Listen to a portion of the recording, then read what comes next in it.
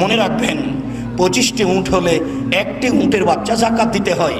30টি গরু হলে একটি গরু জাকাত দিতে হয়, 40টি ছাগল হলে একটি ছাগল জাকাত দিতে হয়, 18 মণ 30 কেজি শস্য হলে 20 ভাগের 1 ভাগ শস্য ওসর দিতে হয়, 18 মণ 30 কেজি শস্য হলে 20 ভাগের 1 ভাগ শস্য ওসর দিতে হয়, 20 মিসকাল 7.5 ভরি স্বর্ণ হলে বাজার মূল্য জিজ্ঞাসা করে শতকরা 2.5 টাকা জাকাত দিতে হয়, 7.5 ভরি স্বর্ণ হলে বাজার মূল্য জিজ্ঞাসা করে শতকরা 2.5 টাকা জাকাত দিতে হয়।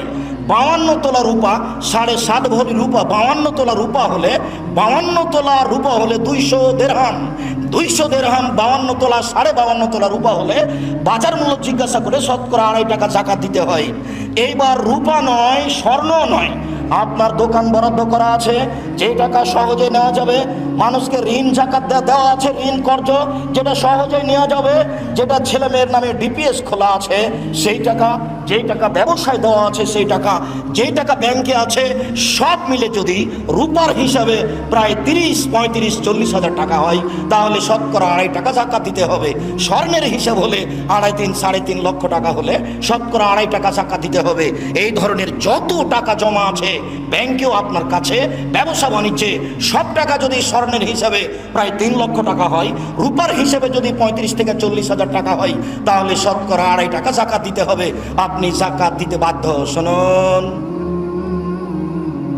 গমা সাপ ঘরে থাকতে পারে,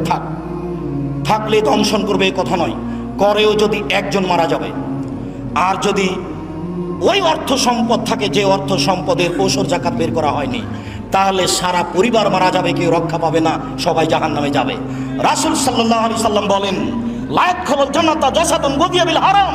ওই শরীর জান্নাতে যাবে না যেই শরীর হারাম উপায়ে বড় হয়। তিনি বলেন, কুল্লু লাহমিন নাবাতা মিনাস সুহতি কানাতিন নারু আওলা বিহি, যেই শরীর হারাম উপায়ে বৃদ্ধি হয়, বড় হয়, বেঁচে থাকে, সেই শরীরের জন্য জাহান্নামে যথেষ্ট। গমা সাপ বাড়িতে থাকলেই দংশন করবে।